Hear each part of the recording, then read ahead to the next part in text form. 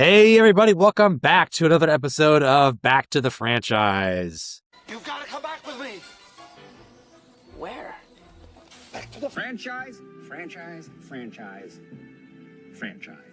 We are the movie podcast where we talk about older releases as new releases come out. And then we do the new releases also, and not necessarily all in one go, as we've decided lately. Smooth. Thank you. But before we get into it, let's introduce ourselves. I'm a really good lawyer. It's me, Timothy Glenn. I'm not a lawyer. Tim, you could be a lawyer. Kim Kardashian's a lawyer now. Anybody can do that. Chrissy Teigen's got her own court.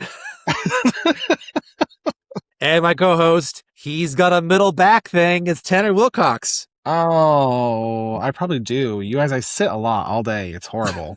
It's okay. Andrew Garfield is on his way to your house to pick you up and crack your back. God, I hope so.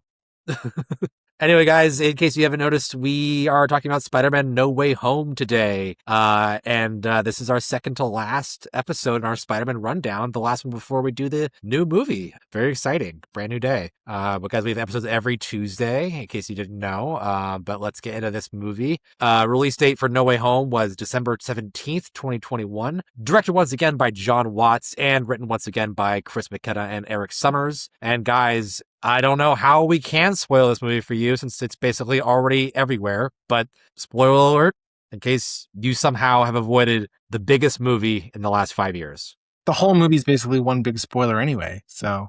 Pretty much, yeah. Tanner, let's get into it though. So Spider-Man No Way Home. I would ask you what your personal history was with this movie, but we actually saw this together. Yeah. Plus, my personal history is just the same as everybody else in America that watches movies, because I think just the sheer anticipation of this film was crazy. Yeah. Historic. Yeah. So, I mean, I was there front row. Actually, I wasn't. I hate the front row in the theater. It's the worst. We were off to the side, if I'm not mistaken. That's honestly, yeah, I don't like the front at all. I don't like to crane my neck, but being off to the side where you have to scan your head back and forth, that's honestly worse. I mean, we weren't that close. I think we were in the middle of the auditorium, but it still was not ideal. I really try to, if I can, sit in the middle whenever I can. Me too. Of the aisle. I need a row J. That's the sweet spot. Well, I mean, it varies based on what theater you're in, but sure. We actually, do you remember we watched, we rewatched all the Maguires and the Garfields before this? We did.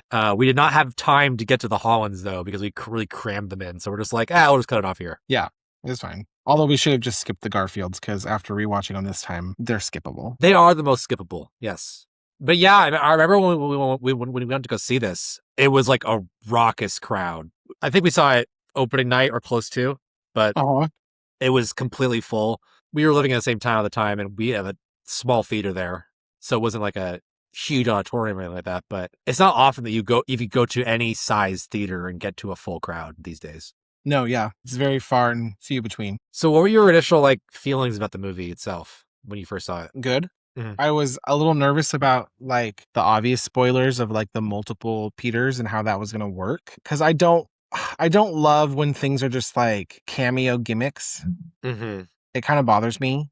I'm glad the way that it played out. I was happy with it. Every time somebody new showed up, I was just super pumped. It was a good theater experience. This movie is wall-to-wall fan service. Oh, for sure. It's pretty good wall-to-wall. It's one of the best quality fan service you can find. Yeah.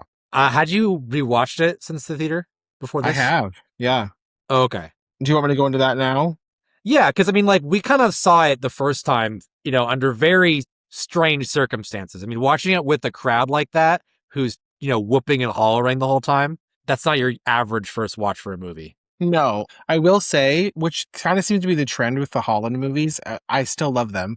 But every time I rewatch them, they kind of go down a little bit. This one too? And yeah, only because I think that with knowing the twists and not having that crazy anticipation of fan service, it's a little more of a hollow movie, because a lot of it is fan service. Yeah. But in no way do I think it's bad. No, it's a great movie. I still think it's great. But, that being said, it is kind of just, the rewatchability is a little lackluster. Yeah, you could definitely feel when they're making this, even writing it or just filming it, it's Pause for applause. I was going to say that. Pause for applause. Like when for instance, like when Norman does the You know, I'm something of a scientist myself. because memes, I guess. Yes. Well, Like, even that there's like the pointing meme in the lab and I'm like, oh, you guys are really really servicing this meme culture. my God, this is one of the memeiest movies ever. Like this movie feels like it was written by the internet. Yes. And maybe that's what I mean by like rewatchability. Like it's still rewatchable and fun, and I will watch it multiple times. It loses its kind of seriousness for me. Yeah. This was my first rewatch since theaters, which sounds surprising, but having done so much B-roll for Watch Mojo, I felt like I lived this movie for 2 more years after it came out. Yeah. So it was still very fresh with me. I didn't really feel like I needed to rewatch it because I was, pulling clips all the time. But yeah, so this is my second real watch, and I liked it a little bit more this time around. I kept it the same rating on my movie ranking stuff, but I did raise it on my 2021 list a little bit, few slots. It's still my least favorite of the Hollands, but it's closer to the other ones. This one's your least favorite of the Hollands? Well, yes, but remember last week we were talking about how I actually really like Far From Home? Oh. I mean, assuming that that's your least favorite, right? That is my least favorite. Okay. No, I like this one less than that. Wow. But let's not dig too deeply into it because I'm sure we'll get to my concessions with the movie itself. Well, you should probably back out of that comment anyway, because America's going to hate you. I know. This is like, it's so weird. I feel like this was almost like, it's like Passion of the Christ for movie nerds, or Spider-Man nerds. Yeah. Like, it's very like culty. Yeah. And when people talk about like the best, which I think this is crazy to call this the best Spider movie. I think that's insane. Oh yeah, I don't agree with that statement at all. But a lot of people say that, and I'm not going to argue. For all the fan service stuff, like dopamine levels are high watching this. So I get that you get more out of it physiologically from this movie, but I don't think it makes the movie better objectively. No, because once that little dopamine high wears off, I think there's a lot of it that's worse. Like, yeah. Well, let's hold off on talking full depth about it until later because I'm sure we'll have a lot to say. But let's start with pre-production history. So let's travel back to 2019. Shortly after Far From Home releases that summer. Tanner, do you remember the headlines about people were really worried that we weren't going to get any more Tom Holland Spider-Man in the MCU? no. Yeah, it was like a story for like 3 months in the trades of like Sony was backing out of their deal because they're renegotiating them and Disney for, sharing Spider-Man, film rights. So Disney basically, after Far From Home comes out and, is the first Spider movie to make $1 billion, they asked to go from 5% getting revenue from Sony to as much as 25 to 50% of the revenue. Oh. And Sony's like, yeah, no. So they officially in the publicly backed out and saying that they are going to proceed with Spider-Man Holland away from the MCU. And that was like having just had Far From Home come out was really scary for Marvel fans. Oh yeah. Obviously it worked out. I mean, obviously if you're listening to this, that didn't happen. But at the time it was like a very scary news story that this thing that we'd wanted for so long and then never thought we would get because, legality and money, and that finally happened, was going to be plucked away just as quickly. I feel like the boardroom for that meeting was just Sony being like, that's not going to happen. Like, you're not going to get the money. And then Disney's like, fine, then we're not going to make any more. And then all I can hear is Phoebe from Friends when she's like, I'll do it without you. I don't need you or anybody else. When she's working as a extra, that's what the board member said at Sony. They just stood up and said, I'm gonna make it on my own. And it did not work. I think you could say at this time, and things that I remember hearing is, they're using the public, news stories as part of like a negotiating tactic, both Disney and Sony, because, when fans have outcries, it changes the playing field a little bit. So as to how serious either one really was about backing away, I think you can conjecture that it wasn't really that serious. They were just kind of saying that. Like Sony was like, oh, we'll take our toys over here, knowing that they actually wanted to come back to the table, but they just wanted a better deal. And that is eventually what happened. But the idea that that wasn't going to happen was alarming, because they get the writers to come back even before they strike a new deal with Marvel to write. And Sony had said so far as to say that Spider-Man would be now integrated into their Sony Spider-Man universe, which at the time was, I think, just the first Venom movie, but then everything else, Spider-Man Web, Morbius, that kind of stuff. Shocking, though, that corporate America uses the public outrage for its own bargaining agreement. Right. Yeah, I don't think they were super serious about it, but I mean, if Marvel called Sony's bluff, then Sony probably would have gone through with it, and we would have gotten Venom Let There Be Carnage starring Tom Holland or something like that. Garbage. Which, yeah, I mean, none of those movies are good. I mean, as far as I'm concerned. Agree. I think you could argue that those movies did suffer without Spider-Man, because if they don't reach that deal, then Spider-Man is going to show up in those movies and probably make them better, honestly. And people would have seen them more. They would have made more money. But now we live in the reality where Spider-Man does not appear in those movies, and that whole side franchise universe tanked. Outside of Venom, that is. Well, even then, I don't know anybody that watched the third Venom. I think it was profitable, but it was my least favorite. It was, which I mean, is just, I don't like any of them, but I hated the third one. I thought it was awful. I didn't like the second one very much. I did like the first one, but yeah, the third one actually, yeah, the second Venom movie made more than the third one did, and the second one was released in 2021, like during COVID. So it's kind of weird, but just goes to show you people weren't really super high on that franchise as it wind down. So yeah, but we don't get that because Tom Holland, credit to him, who, I mean, either way, Tom Holland is getting a paycheck to play Spider-Man in somebody's movie, either way. So his job is safe, but he was on the front lines, taking meetings in person with like Bob Iger, the CEO of Disney, whatever, and, Amy Pascal of Sony, and saying, no, we got to figure this out and come back together. So it is partially, we have him to thank for Spider-Man staying in the MCU. So thanks, Tom. Thanks, Tom. Thank you, Spider-Man. So they do reach a new deal later that year in 2019. So Disney is now at this point financing a quarter of the movies and getting a quarter of the profits while they still get merchandising rights. So Sony is still getting most of the money from this, but Disney is getting a bigger slice, and they technically are getting the lower end of their original ask of 25 to 50%. So they got what they wanted, basically. And I feel like Sony knew that they couldn't get away quite as clean as they wanted to, maybe, if they did take Spider-Man away, because everyone would hate them for it. Oh, yeah. Yeah, they would have tainted, I think, at least the mainline Spider-Man movies for a while if we didn't have the MCU. But so now they're back in bed together, Disney and Sony. They set a release date for July 16th, 2021 originally. Obviously, that did not stick. In its place, that weekend we got to watch Space Jam: A New Legacy. Yay! Oh, Tanner, I was going to ask you, is that an upgrade or a downgrade? You think it's an upgrade? I didn't even watch it. Oh, really? There was no reason to waste my time on it. Oh, it was awful. It was awful. Yeah.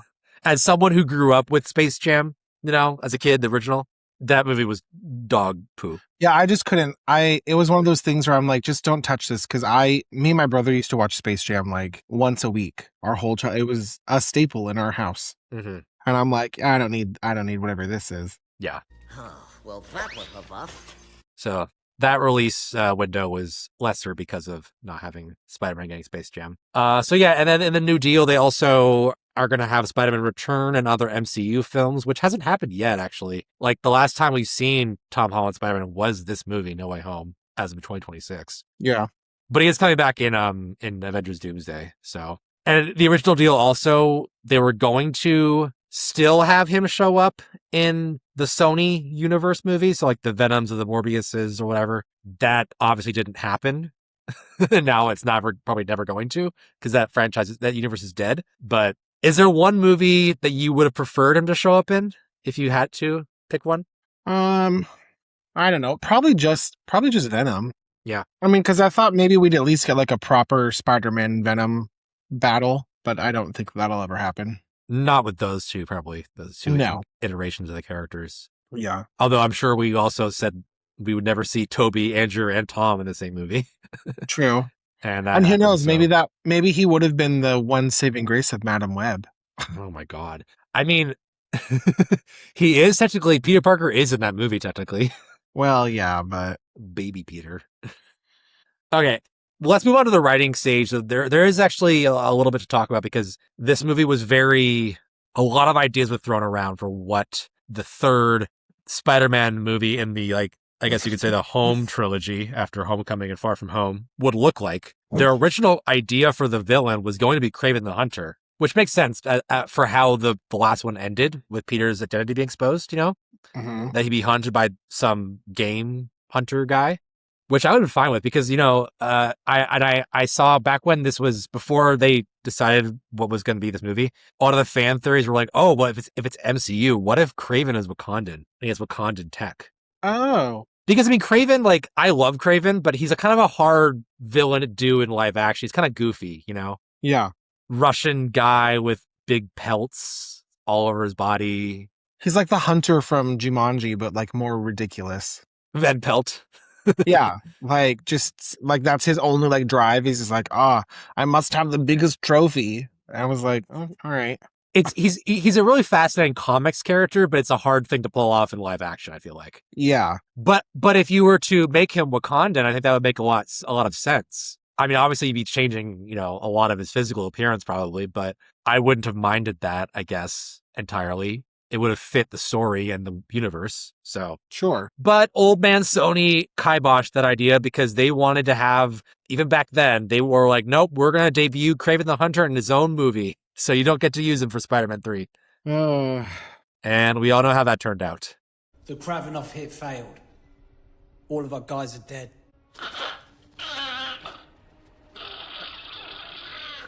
Did you see that? Yeah. I didn't hate it.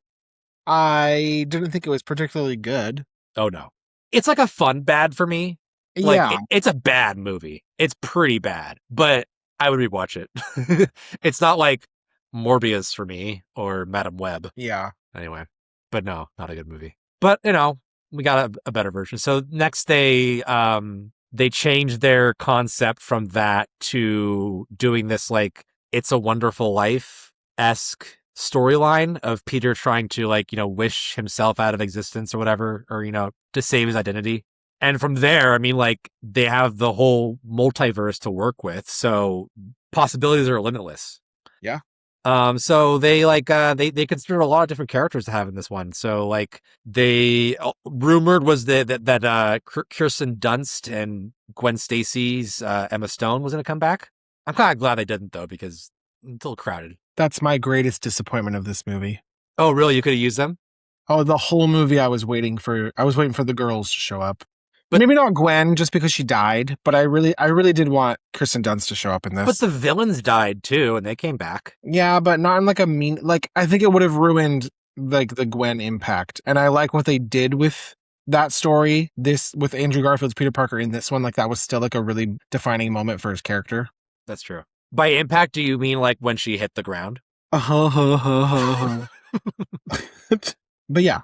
I really was hoping that MJ would come back, so I was sad that she didn't. Yeah, but I can understand because I mean they hold off a long time. Like the Peters don't come in until Act 3. Yeah. And even then, like they have a lot of catching up to do. So to add the ladies into the mix would have been probably hard to pull off as a screenwriter. Yeah, that's true. Like they even were considering bringing back Sally Field, it's May Parker.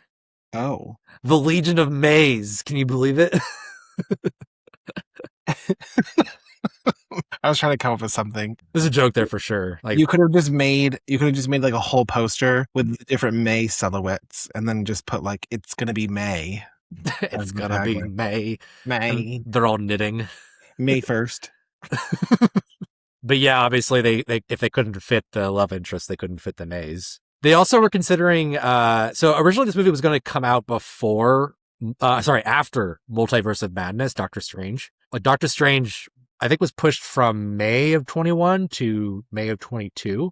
So originally this was going to take place so after that movie. So they were actually considering to have America Chavez in this movie because she would already been introduced in that one, and she would have been like the Ned stand-in, like so like Ned's like powers in this movie. That would have been just her doing that kind of stuff. Oh. But then they relegated it to him instead.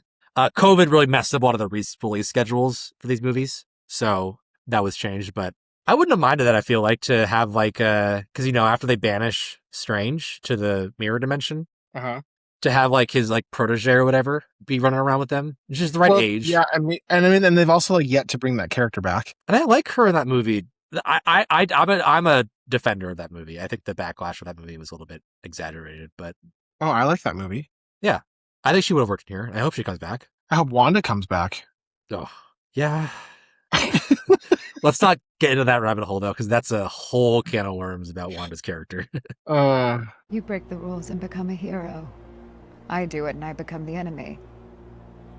That doesn't seem fair. The last thing I'll say though is that I do think that Ned. I think Ned used like being magical inherently and can use the sling ring or whatever it's called. It's funny, but it's also very convenient writing wise. Oh, for sure. Also, like, it's been a while since I've seen the first Doctor Strange, but like, it took him a while to like, he didn't just like wave his hand around and a portal showed up. Like Ned is stupidly good for being a novice at being a wizard in this movie. Yeah. And for figuring it out in like 8 seconds. Yeah. And I mean, it does work for like in the finale where Lizard goes through the portal when they're trying to close it. Like that's a fun sequence. I like it. Yeah. But it is a little bit, clean, I guess is the word I'm looking for. Too clean. But again, when you're trying to pack in this much story, I'll allow it. I can overlook it. Thank you, Mr. Cape, sir.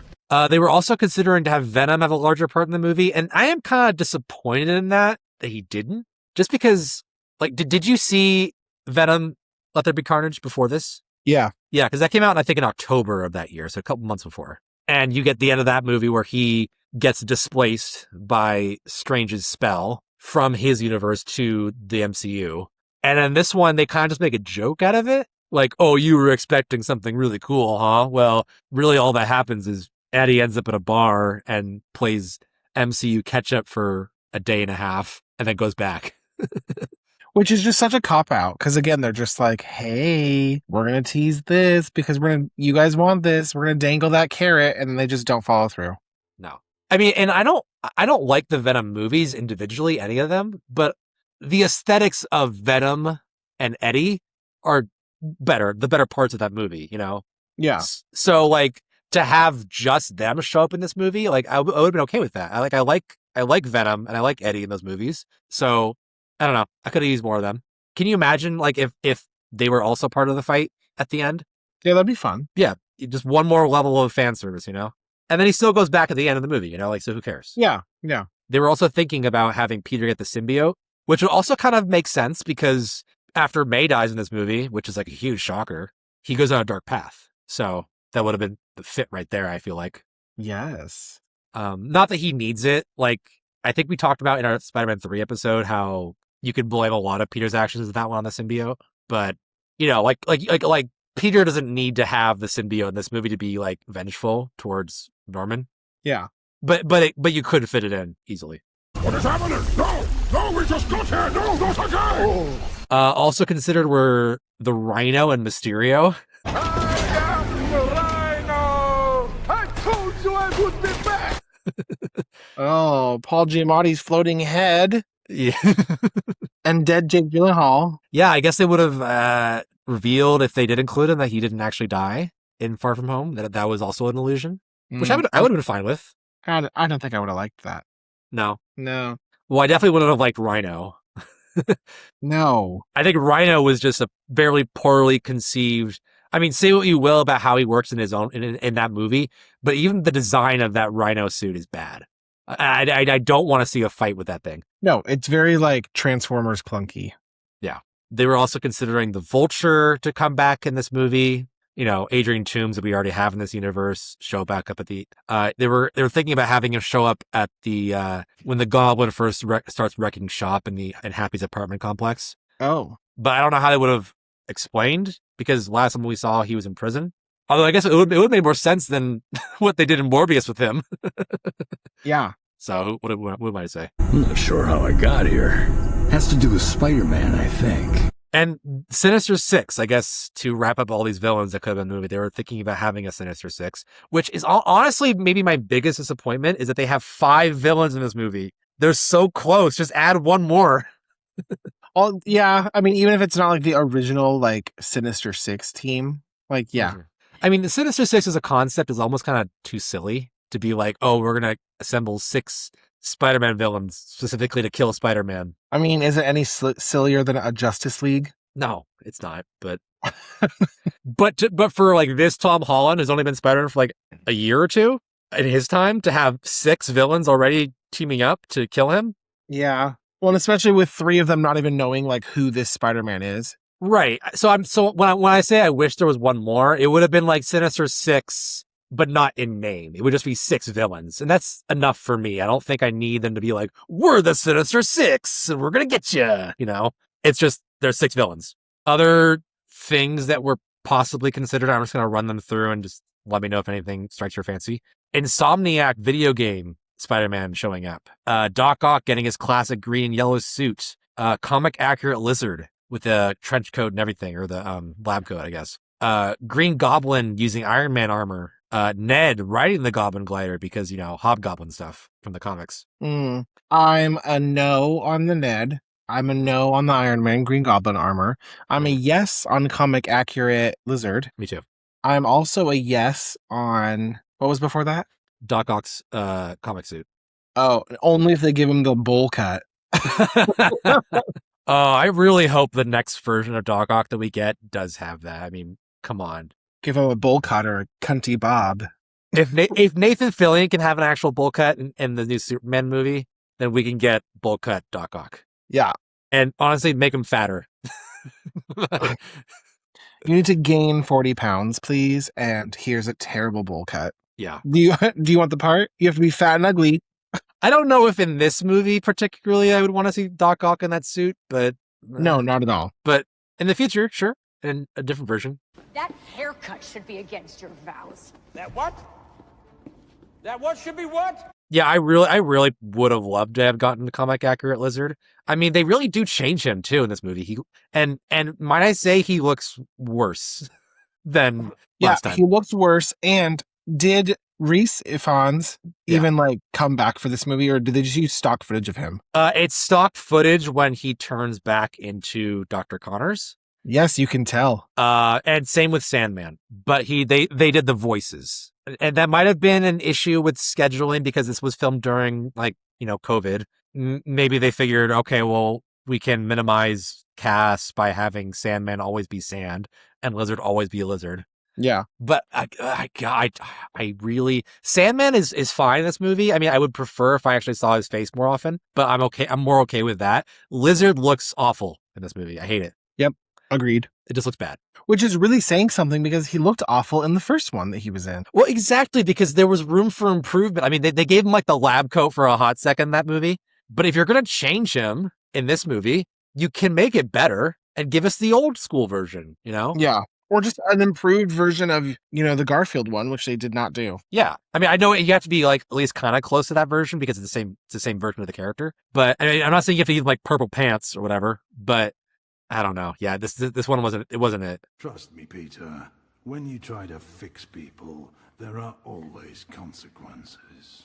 Okay, and the last thing I have for pre-production stuff or writing stuff is that they changed the release date again to November 5th of 2021, but that also did not stick. And then instead, that weekend, we get Eternals. Yay. Oh, another Tanner-approved upgrade for that weekend. Wow.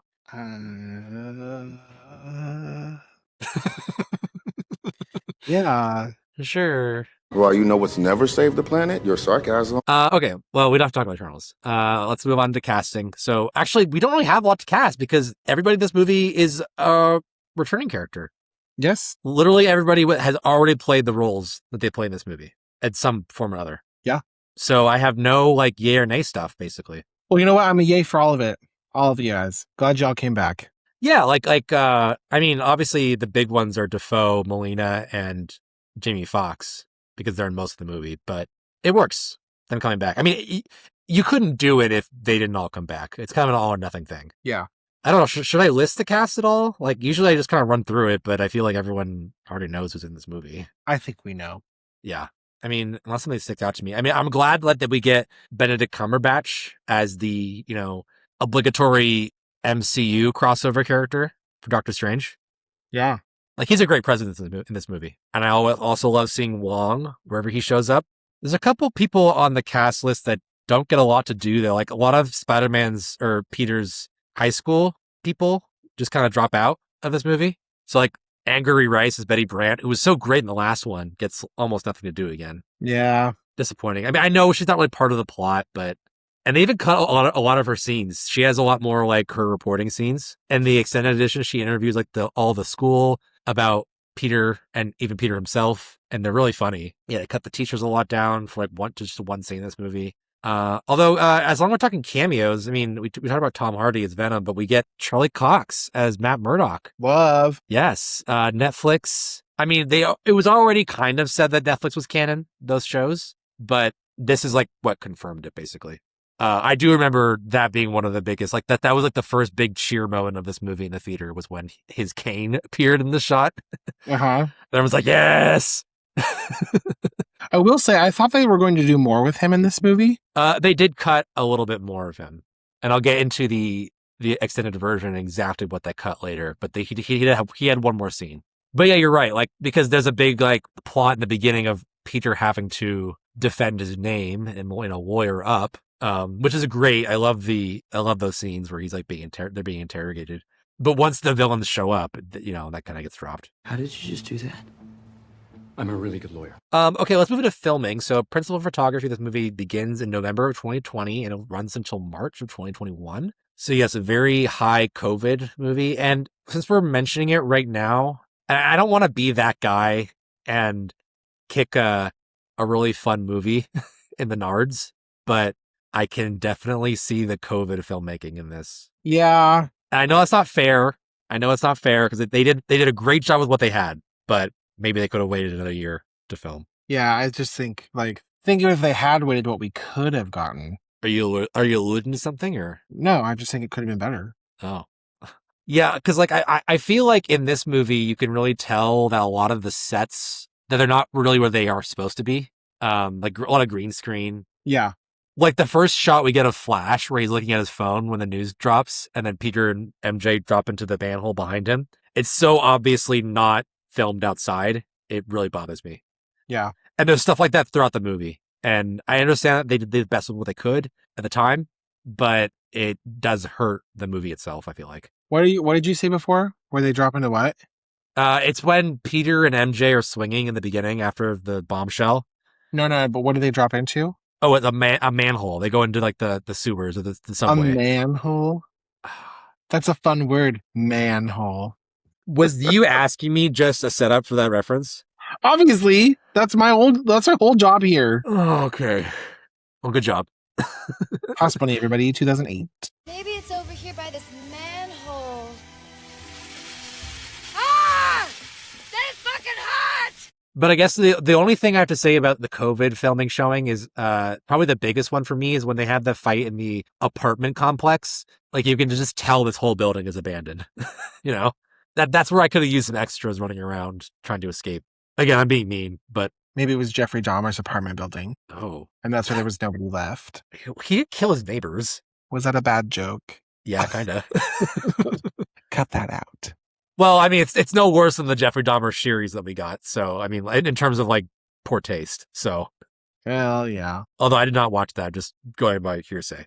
Anyway, going back into filming. So the working title of this movie was Serenity Now. Seinfeld. Yep, there you go. That one I understand, even though I had not watched the show. So yeah, we talked about last week how the first one was Summer of George, and the next one was Fall of George, and how this one we were expecting to be Winter of George, but no, I guess they just changed it to a different Seinfeld reference. Serenity now! Serenity now!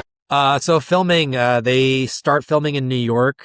They do all the Queens stuff with Peter's neighborhood, and they do the Manhattan stuff. They film the Doc Ock fight on the Alexander Hamilton Bridge. And they shoot the Spider-Man and MJ fleeing the helicopter on the Queensboro Bridge. Although I'm pretty sure they filmed most of this movie in Atlanta. That's where they go to next for a lot of the, interior stuff because filming outside at this time is not really feasible.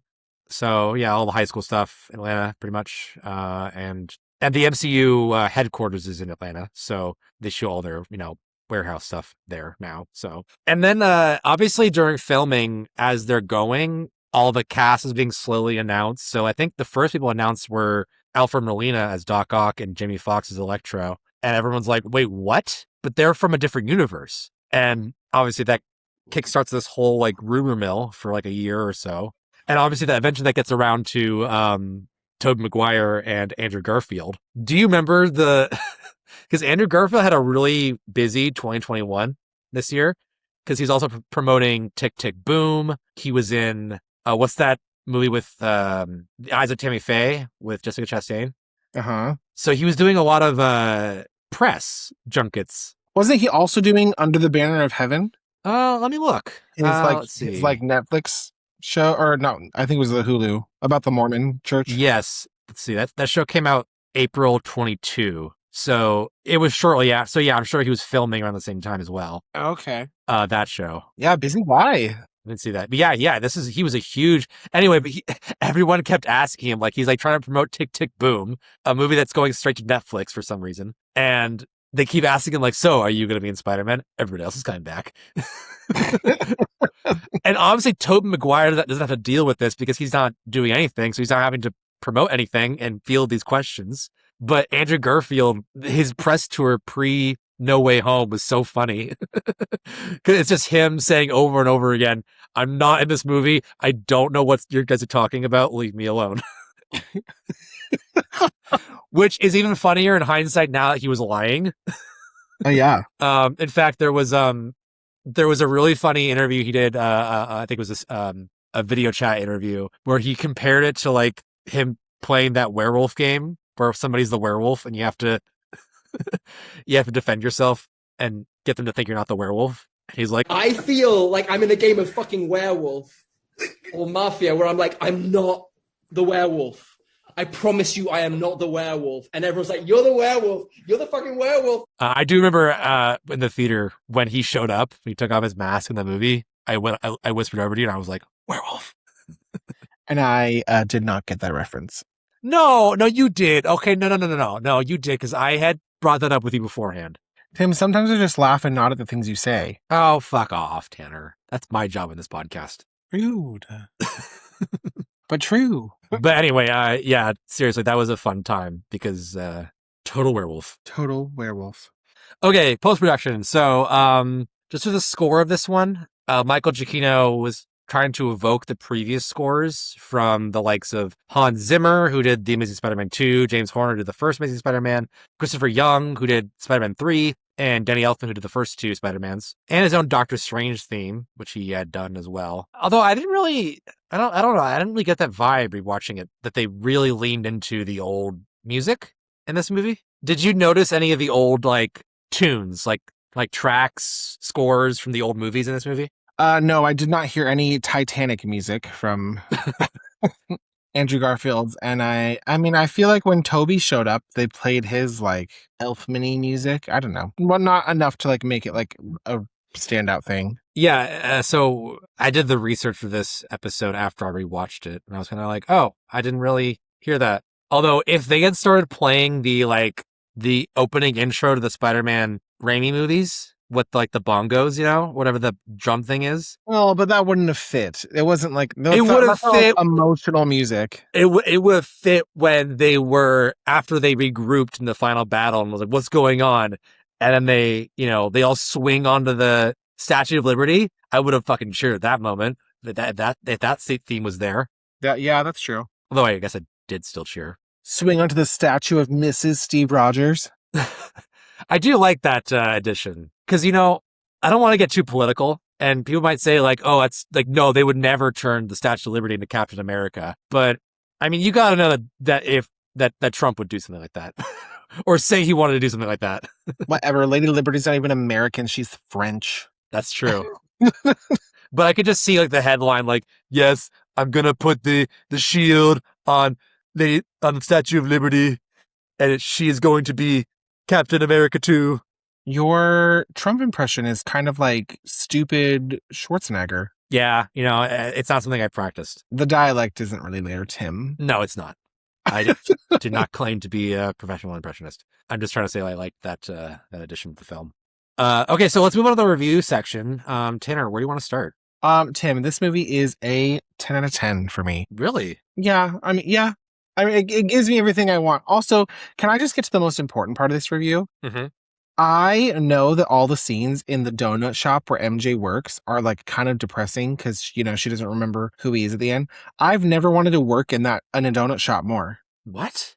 And it's weird because the boss is a dick, he's always like yelling from the back and he's like, I told you to take these Halloween decorations down. But for some reason, that just looks like such a fun, like cozy after school job. And I would totally want to work there. I don't know why. Are you a coffee drinker? No, I hate coffee. Well, that's the only thing I would... Tim, there's 300 donuts a day there. You think I can't find something to do? Yeah, actually. Yeah. I bet you are a good catcher of donuts in your mouth. Oh, thank you for that Benchwarmers quote. Yeah. So I just like the vibe. I like that this movie is really like silly and fun and fan servicey, but especially like the aftermath of this movie in the last, 10 minutes or so is very emotional. Yeah. And it's very like heavy because he has to make that decision to like let everybody in his life go. Mm-hmm. And I think the payoff is really good because it is such like a silly movie for most of it. But I think that the emotional conflict is really prevalent. Also, props to whoever decided to let Jamie Foxx like redo. No, what did I just say? Jamie Foxx. Yeah, you have to cut that. Were you thinking you were going to say Lee Curtis? Yes, I think I said. And I was like, no. Jamie Foxx's Electro in this much better. Yes, even though he has less to do and he's more arrogant and annoying in this one. What? I'm like, it works better than the light blue guy that we got. I don't know. I mean, it's better. I don't know why they don't explain why he no longer has a comb over and now he's not socially awkward. Well, but he basically just says oh, I'm cool in this universe, and that's why he doesn't want to give his power back. But I'm like, that's it? I know. Yeah. That's all the explanation. It's not a great explanation, but I am glad that they kind of like redid that character. Yeah, but he's just playing Jamie Foxx in this movie, Well, yeah, but he's also in it for like 2 scenes, and I don't really care. Yeah. Where was I going to jump in? I was going to say I don't agree with your donut shop take. I think that is a depressing place to work. Well, all right. All the scenes in there are sad because they're like, oh, we didn't get into school. And they're like, oh, they don't remember me. Okay, well, I guess I'll segue off of your Electro thing because I think that my biggest issue with this movie is that it makes no sense. It's not supposed to make sense, Tim. It's just supposed to make you dumb and happy. I disagree. I think you're not supposed to check your brain at the door, especially not a Spider-Man movie. That's what Transformers is for. You really have it out for Transformers, don't you? Yeah. The first 2 are great. If by great you mean annoying.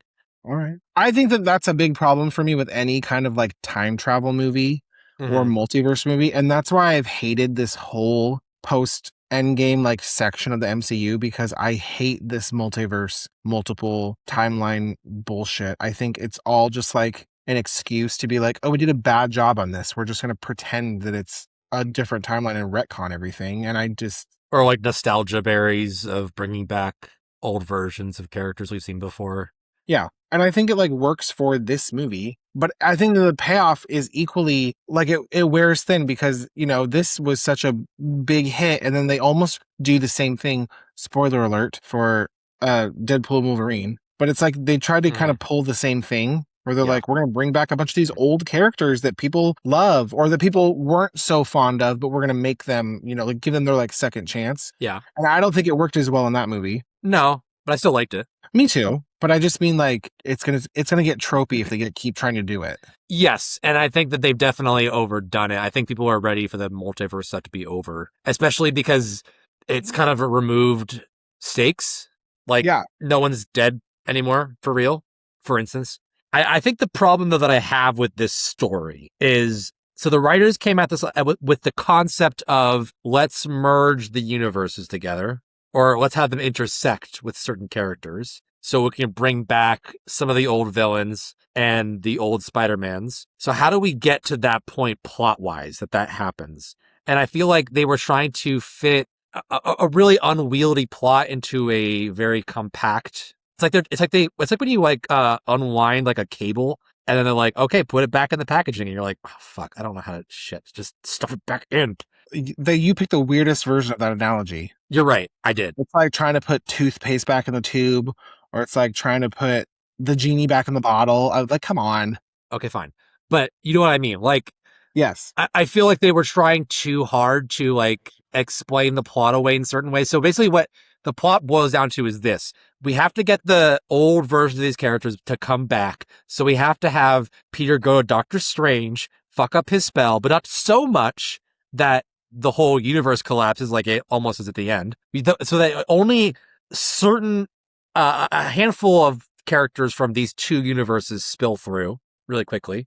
And then we have to have it so that they're all here because they all knew who Spider-Man was. And that's why they're here, because yada, yada, yada magic, yada, yada bad spell, yada, yada oops.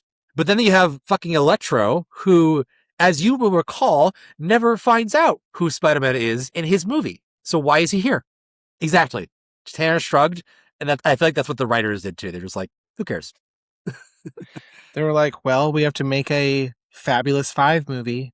And they also bring back, Sandman and Lizard, who are two characters who did not die in their movies. And now we're led to believe that they did die later on at some point in their universes because they've been plucked into this one. It's just like, there's so many dangling threads that I have to accept story-wise for this movie. It's really messy. Tim, that's because every writer sat 3,000 miles apart and wrote this movie through a computer because it was COVID. And it sucks. Okay, yeah, sure. Well, I wish they would have taken more time with it because, I mean, I don't mind the destination. I just don't think that they got there very smoothly.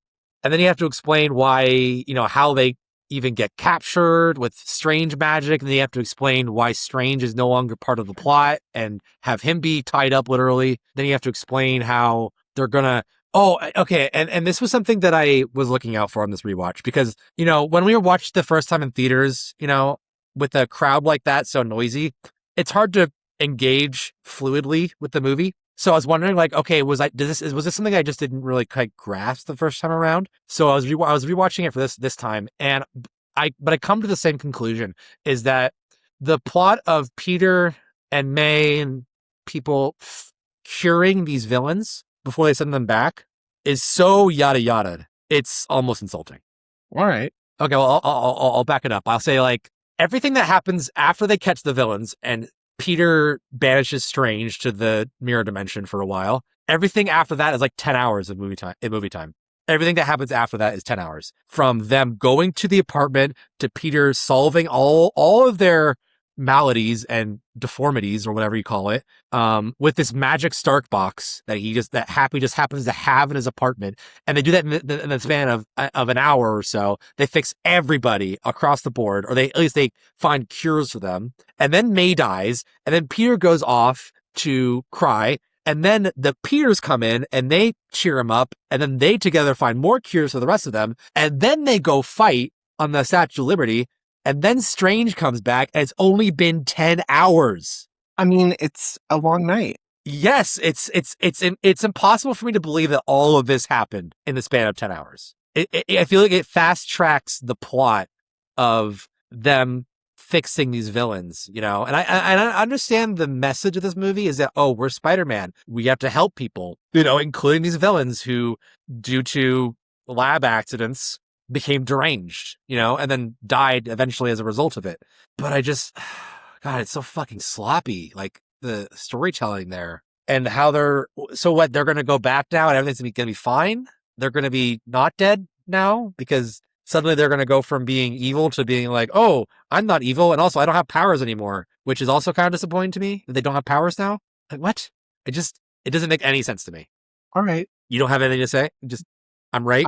No, I mean, it's not a matter of being right or wrong. It's your opinion. You're entitled to it. I don't think you're wrong. I think there is like sloppy loose ends in this, but I don't think I would have thought about all of that on my first watch through. So I do think it's like, I think you're just overthinking a little bit, which I hate when people say that because it's like, no, you're just dumb and you don't think about anything. I don't think I'm overthinking it, but I think it is important for us to, express why I feel the way I do and you feel the way you do about the same thing, because we just have different perspectives, which is normal. I mean, but I don't have like a disagreeing perspective. Like, that's not a problem for you. No, it doesn't. I don't think it takes away from the movie for me. Mm-hmm.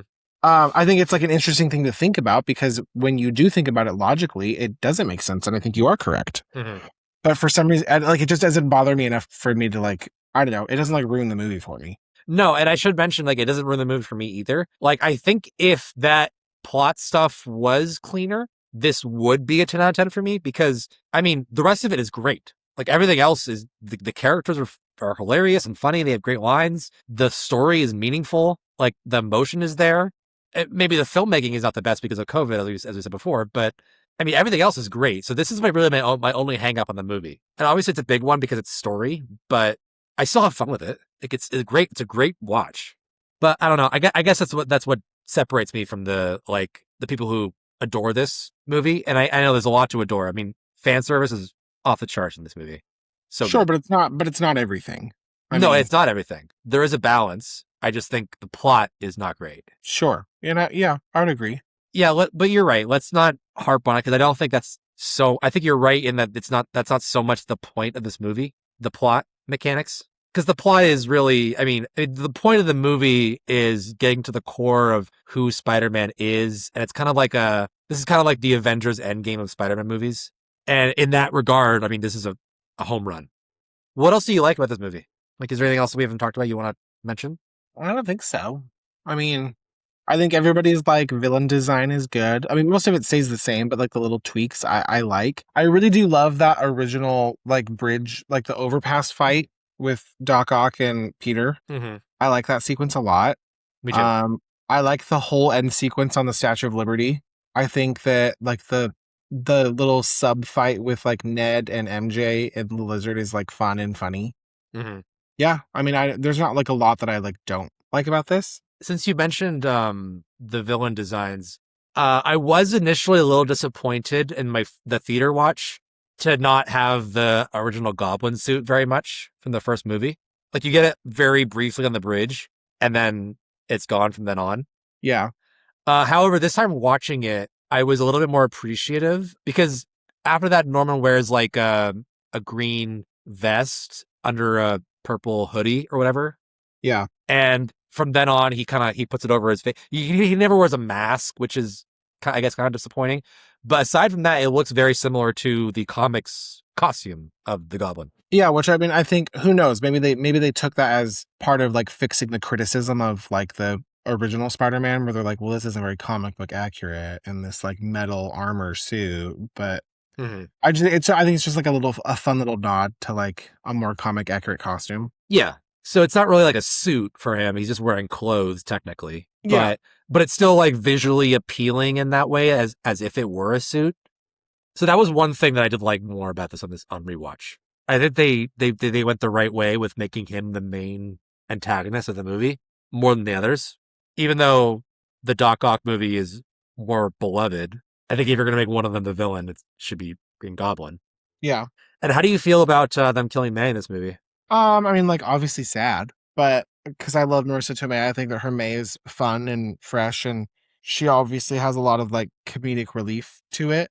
Mm-hmm. But I'm not mad about it because I think it adds to Peter's story about really just kind of being on his own and letting people go, and what else are they going to do with May? That hasn't already been done. Yeah. Yeah, you can't keep her around for 8 movies. Well, and she also honestly doesn't get a lot to do in the last movie in Far From Home. She's barely in it. Yeah. Yeah, May is a big plus for me in this movie. And I think Marissa Tomei kills it, particularly in this one. Literally. Well, yeah, but but yeah. She is the heart of the movie. I remember people when she said the line, great power, great responsibility. People were like, no, May, don't say that, you're about to die. People die when they say that. But that scene is still even though we had gotten that in the first movie and then badly in the reboot, it probably hits hardest for me in this one. Yeah. It's a really somber moment, but I love it. And I like how they found ways to, like, obviously not kill Uncle Ben again, but this time do something similar with Aunt May. So it still feels like in line with Spider-Man lore and formula, but fresh enough to feel different, you know? Yeah. So I think it was a really bold choice for them to do that at the end of Act 2, but really worked out. And how do you feel about the Peters in this movie? Fine. I think that some of the character traits for them seem like not really aligned with their originals. How so? Like like Andrew Garfield's Peter is kind of like the butt of the joke in this one. Yes. Like he's kind of stupid, which is fine. And then like Tobey Maguire's Peter is way more like science-y in this one than he ever was in his own movies, I think. Yeah. I mean, he's older, so he's like, he's wiser almost, like portrayed. Sure. But yeah, I agree with you on the Andrew Garfield, because like that line where Peter's like, I don't want to brag, but I will. I was in the Avengers. The Avengers? Yeah. That's great. Thank you. What is that? which is that's a hilarious line. But then when the line where Andrew Garfield's like, Is that a band? Are you in a band? it's a little bit too played, a little bit too stupid for me as well. Yeah, I would agree with that. But I mean, I guess they're trying to make him feel distinct, you know, the three Peters. So that's how they went for it. Do you think they should have killed off Tobey Maguire at the end when he gets stabbed? No, not at all. Really? Yeah, nope. I'm a Toby stan. So when he gets stabbed and it's like a big moment, and then he's fine the next minute, like I'm in so much pain. I've been stabbed before. You don't feel like that was a what do you call it, a bait and switch? Well, I feel like you'd think that. No, I feel like people think that. Like that's been something I've heard before. So I was wondering if you feel that way. No. Okay. If you're asking me how I feel about it, I would just say I think they could have gone that route, but I don't know if there's space to mourn another main character after May dies. It would have been a lot. Yeah, I think that would have been too much. I think it's kind of, and especially because like May is a more side character than like a Peter, but I think you have to kind of like take your pick because they're both like too important. I guess the only reason I kind of like the idea of original Peter dying is, you know, he's the old like mentor character to both of them, and those tend to die in movies. They sacrifice themselves. They, you know, Obi-Wan Kenobi. So on that level, I like it, but I don't need it, I guess. I know. I guess I'm indifferent to it. How do you feel about the action sequences? Besides, you mentioned the bridge scene, which is like kind of the first big action sequence. What about like the one where we meet Electro and Sandman, or the Doctor Strange fight with Peter? The Doctor Strange fight I like. I don't love so much like the Power Lines fight with Electro. I like the lead up to it where he's like talking on the phone. Like I think it's kind of funny, but I don't know. Electro's one of those villains that you kind of just like get pigeonholed with, I think, based off of his like powers. So, you know, the second that you see Peter swinging through power lines, I'm like, oh, I bet Electro's going to show up. Which, I mean, that's kind of the point anyway, because they're like trying to like trap him with this like. I agree. It was fine. I mean, I don't like dislike it. I just think it's kind of like predictable and short. I agree. It's kind of also kind of like darkly lit, that sequence. Yeah. It's hard to see. Also, and I fucking hate that suit he wears. I know it's like a, oops, I fucked up the laundry suit, but it looks terrible. Yeah. And that's one of those, like, they want to sell toys of Peter black and gold suit or whatever, but I could have done without it, you know? Yeah. I think the finale is obviously great. And the Doctor Strange one, I agree. I think that one's a really fun, creative fight sequence between two characters who don't want to. And people sometimes like criticize like Civil War for like, oh well, there's no stakes because they don't actually want to kill each other. And I'm like, but I like those kind of fights because it gives a new dynamic to the situation. So I like that Peter has to come into conflict with Strange and suspend him in literal animation. So that's a highlight for me, that sequence. Yeah. It's visually very cool to look at too. Yeah, I think all the Doctor Strange stuff is always like fun. Like it's just always like visually stimulating. Yeah, and it's great in his original movie too, that mirror stuff. What else? I will say, again, I'm surprised this movie doesn't have like an action sequence for like almost 30 minutes. I even paused it on my DVD player to note the timestamp because there's no fight until Doc Ock shows up on the bridge. Like everything in the first act is the fallout of Peter's life, you know? Yeah, but I think it's like fun world building. No, it's definitely great. I'm not like bored during that first half hour. No, not at all. I'm just saying, like, from a conventional writing standpoint, it's not common to have an action movie, where there is no action in the first 30 minutes, you know? Yeah. I mean, unless you count Peter and MJ swinging away from the helicopters, but I don't know that I do. What other movie were we talking about where they did that, where there was very little fighting in the beginning? Spider-Man 2. The Amazing Spider-Man 2. Oh, yeah. Because you get like that fake little rhino fight, and then it's just nothing for like 40 minutes. That's right. So I guess it's not totally unprecedented for a Spider-Man movie to do that. But anyway, I'm not saying it's bad in this movie. I just think it's interesting that it's not conventional, which is probably good because I think the stuff that's fresh in this movie is the stuff that's not conventional. So let's get into box office stuff. So opening weekend, this movie makes $260 million, which is almost unheard of, especially in COVID. Like, this movie was fucking huge. You don't see those numbers very often, ever. So obviously this is open number 1. So Tanner, let's do our box office game. Ooh, okay. Are you ready? Yeah. Okay, so remember, this is, and I always forget to give you a reminder of the release date, December 17th, 2021. So is there anything that you can think of around that time or before, November-ish, that you might expect to see in the top 10 of this weekend? No. Nothing? Nothing comes to mind? I can't remember anything from 2021. Okay, great. Well, that'll make this interesting then. A bunch of trash COVID movies. Okay, so just a reminder for those of you listening, Tanner his goal in this game is to select the best movie in the box office top 10 the weekend this movie was released. We will go in box office top 10 order from 1 to 10 of most money earned. Tanner, once he selects a movie, he is locked into that movie. Once he passes on a movie, he cannot go back to it. And best is defined only by his own personal opinion. So Tanner, number 1. That weekend, Spider-Man No Way Home. Are you taking it or leaving it? Well, that's not fun because I feel like I have to take it. You're going to take it? Okay. All right. I am. Well, I mean, you've taken things in the past before off the bat and regretted it. So I've been wrong. Well, wrong by your own metric, but yes. I mean, I gave up Winter Soldier for the other woman. That's right. You did. That was what? That was Amazing Spider-Man 2? I don't remember. Yeah, that was 2014. So the Amazing Spider-Man 2. Okay. So you are locked into No Way Home. Is that correct? Yep. Okay. So you are skipping number 2 that weekend, Encanto. Oh, I'm fine with it. That one was like a very like muted box office, and that one didn't really blow up until it hit streaming like a month later. No, that was definitely like a streaming hit. But like once it became a Disney Plus hit, like, oh my God, it was like Frozen level. You just couldn't go anywhere without people talking about it. Yeah. Number 3 and week number 2 was West Side Story, Steven Spielberg remake. Oh, I actually really like that movie. Me too. I love that. I don't think it's better, but I do like that remake. I think it is as good, which is to say very good. I enjoy it more than the original. I'm not saying that it's better. I just think that it's more rewatchable. Yeah. I think it's a little easier to digest than the original. I was very pessimistic going into that. Like, why do we need this? Oh, me too. And then I was like, from Steven Spielberg himself, he's going to touch a phenomenal classic. Like, how could he? But I was not disappointed with the outcome. By being Steven Spielberg, basically. Yeah.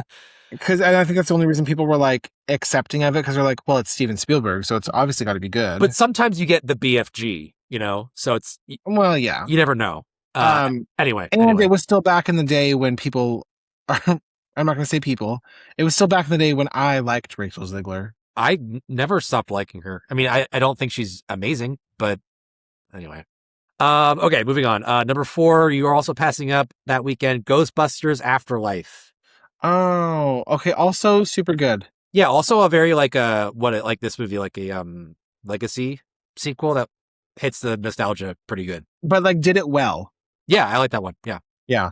Can't say that about the next one, but no, they really lost it with Frozen Empire. Yeah. Number 5 that weekend, the opening of Nightmare Alley, Guillermo del Toro. I didn't watch it. Oh, really? Yeah. I liked it. I think it was a little overrated, but good. I did not see number 6 that weekend, House of Gucci. Oh, yeah, it was fine. Really? I mean, it was just a very, very obvious like Oscar bait movie. And which it did not work. Which it did not. No, and for everybody that they tried to pump an Oscar out of for it, because I think they tried real hard with Lady Gaga, Adam Driver, and Jared Leto. They're like, one of those three will get it. Nope. And it was just like, no. Number 6 that weekend, Pushpa, The Rise, Part 1, an Indian film. No idea. Exactly, me neither. Moving on. Eternals, in 7th place. Boo. 1, 2, 3, 4, 5, 6, 7. Oh, sorry, Eternals in 8th place. Yeah, underwhelming. Should have been a miniseries. Number 9 that weekend, Clifford the Big Red Dog. Oh, also did not watch. Did you even remember that got a live action version? I honestly forgot about it. I never saw it. I feel like that one came and went. Number 10 that weekend, the last movie, Resident Evil, Welcome to Raccoon City. Okay. So that movie totally got buried in COVID. Mm-hmm. As someone who is like a Resident Evil game player, I really enjoyed it. I have not seen it. I actually think it was done really well, and it was like pretty intensely scary. Okay. Like there were some good horror elements to it, and I'm sad that it kind of was just like the start and death of a new Resident Evil franchise. But me and my friend Amanda watched that. We had to drive out of town to go watch it because our theater didn't have it, but we both actually really liked it. Oh, I'm glad you did, because I think that was not the case with a lot of fans of that. No, a lot of people hated that movie. Yeah. I've been curious to watch it, though, because as someone who's not played the games and hates the previous movies, I'm like, anything else would be great. Anything else. Anything great. Different. And like the new one, I'm like, great. Just don't go back to Mia Jovovich. Okay, so after having done the top 10, how do you feel? I feel like I made the right choice. Really? Good. Do you think I made not the right choice? No, I think you made a good choice. If you're asking me which one of these I'd rather watch, I'd say West Side Story, or the best movie on Go to this an list. art house podcast, Tim. Okay, moving on. So Tanner, you win the box office game. Congratulations. Yay me. Spider-Man, I'm going back to box office. So Spider-Man was number 1 for 4 weekends at the box office. So pretty good. And it fell to number 2 in the 5th weekend behind Scream 5, or just Scream. Or just Scream. Which I have such fondness for that one. I know that's not popular, but that one's one of my favorites. I like that one a lot. Yeah.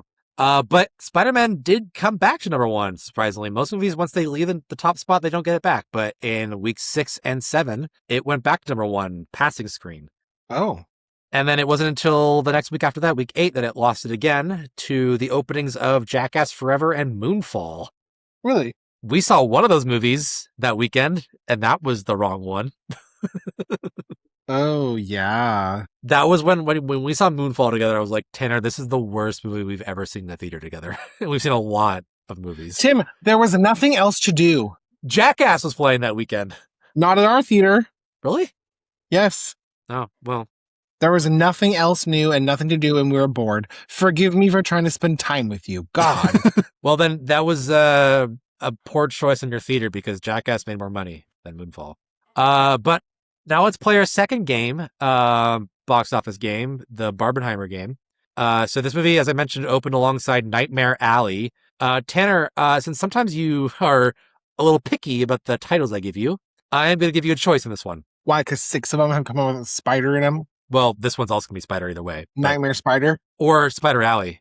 Those are both movies I'm not going to watch. Well, which one would you rather pitch? Probably Nightmare Spider. Okay, then give me Nightmare Spider. Because, okay, Nightmare Spider. Well, it's a boring pitch. It's basically going to be Nightmare on Elm Street, but with a spider. Yeah, but Tanner, you start by saying it's a boring pitch, and then you find it. So keep going. Okay, so it's it's a spider who bites people in their sleep, and instead of giving them like Spider-Man powers when they fall asleep, no, you only get the Spider-Man powers while you're asleep. So you're like a sleepwalking superhero. Oh. But it's also like really horrible for you because you're in the middle of a nightmare the whole time. Tim, this is not a movie I'm going to watch. I don't know. I mean, some of my favorite dreams are ones where I'm a superhero. And then Spider Alley, I just can't do it. That sounds like a straight to DVD 2006 horror movie, and my arachnophobia couldn't handle it. All right. Well, who is the protagonist of Nightmare Spider, and what's their journey with this Nightmare Spider? Oh, there is no like main protagonist. It's like a group of kids because they all got bit by the same spider. So there's like 7 of them. So what are they trying to do? That's a big cast. Oh, okay.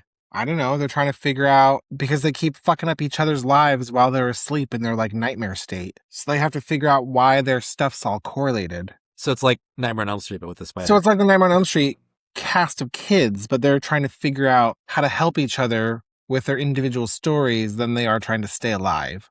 Okay. So it's like a psychological thriller? I don't know. I don't know that I would give it like as much credit as like a psychological thriller than I would as just like a teen horror movie. Okay. So this is directed by McG? No, McG makes far better movies. Don't you spit on the legacy of Charlie's Angels?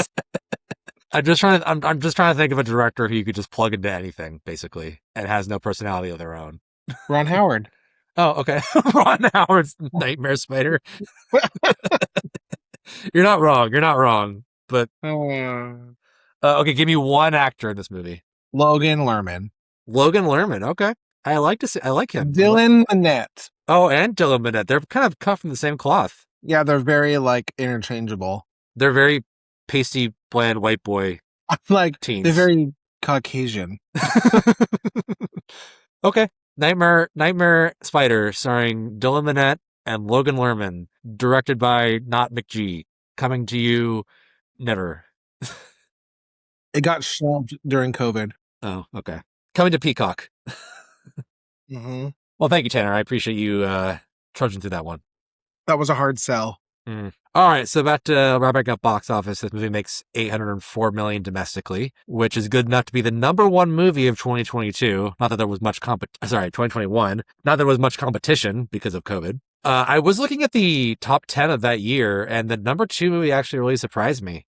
Number 2 domestically was Shang-Chi and the Legend of the Ten Rings. I love that movie. I do too, but I would not have pegged it as the number 2 movie that year.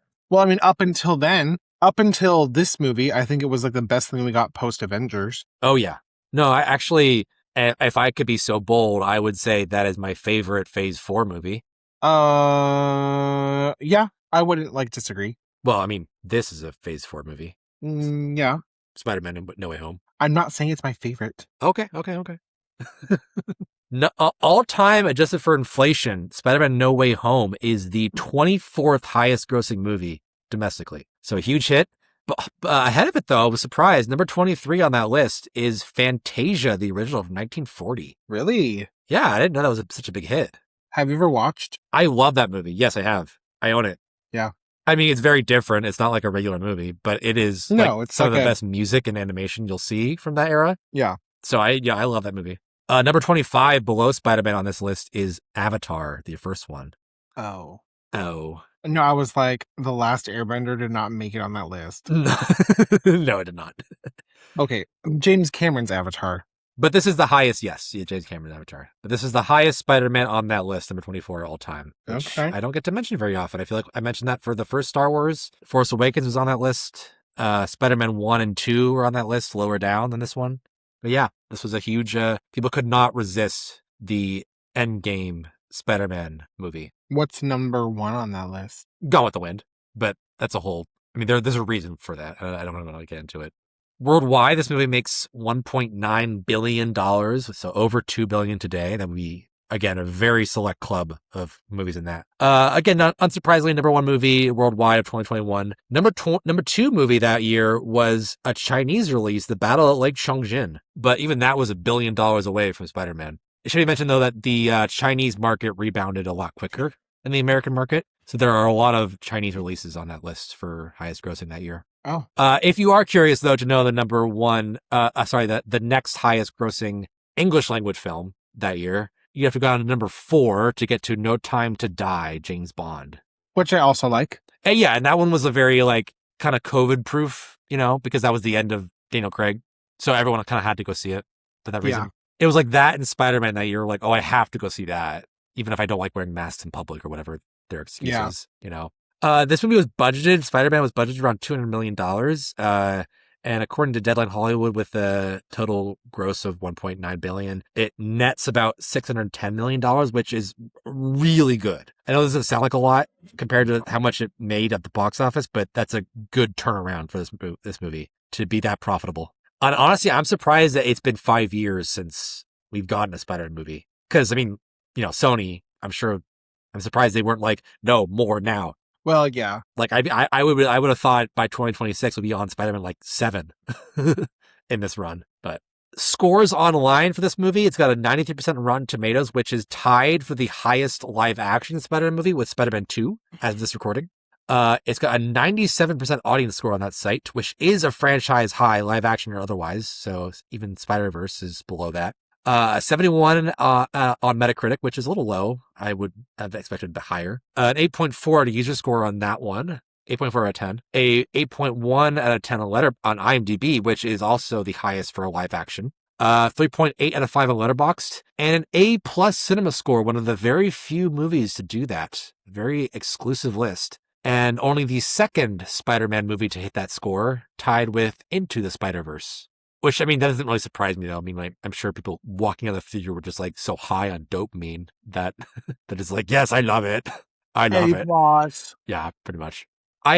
Haven't talked about accolades for a while because we haven't had an Oscar-nominated Spider-Man movie since Spider-Man 2 in 2004, but this one was an Oscar-nominated movie. It finally broke that curse. Really? Yeah.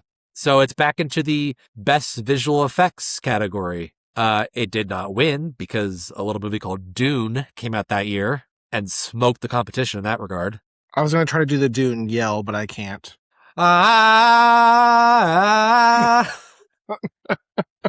There you go. I got you. Oh, thanks. But I mean, honestly, what do you expect? Like, no one would have thought anything else would have beaten Dune that year. Yeah. Especially when you have the lizard in this movie. Ugh. There is one more little bit of a release thing to talk about, though, because there was a re-release done in August 31st of 2022. The quote-unquote more fun stuff version of this movie came out that was 13 minutes longer. Did you ever see this version? No. Neither did I.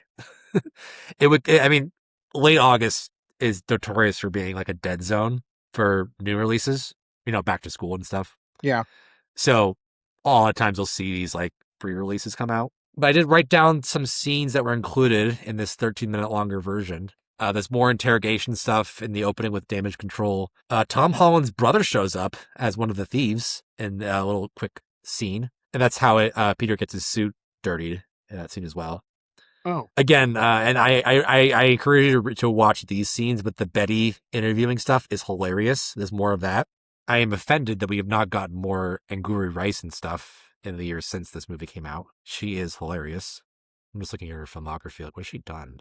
Well, I think that she had her chance with Mean Girls, the musical, and then it promptly killed it. Oh, yes. But that wasn't her fault. Like, no. That was a losing battle. Oh, she was in Senior Year, that Rebel Wilson movie. Oh, yeah. She put the younger version of her. Get on. Oh, she was in Mayor of Easttown. Yes. That's right. But still, I need more of her. Shawan! That's just the little brother yelling her name. Yes. They also got rid of some more Daily Bugle stuff. So more comedy basically all around. They're cutting comedy stuff because, I mean, there's a lot of, you got to trim the fat somewhere. That one image from this movie that I see everywhere of the villains in the elevator going to Happy's apartment is actually not in the movie, which I forgot. Oh. Which is a funny moment, like to see like Sandman and Doc Ock and Green Goblin and May and Peter in the elevator. Like, very funny visual. I'm surprised they cut that. There was another scene with Matt Murdock and Happy Hogan. I don't know what that would have entailed, but that was the other Matt Murdock scene they cut. More of the Three Peter stuff, which again, I think is worth a look on YouTube for more of their scenes together. And there was a new, actually, I don't know if you remember, but in the original theatrical screening, instead of a second post-credit sequence at the end, they just showed the trailer for Doctor Strange and the Multiverse of Madness, which was kind of disappointing.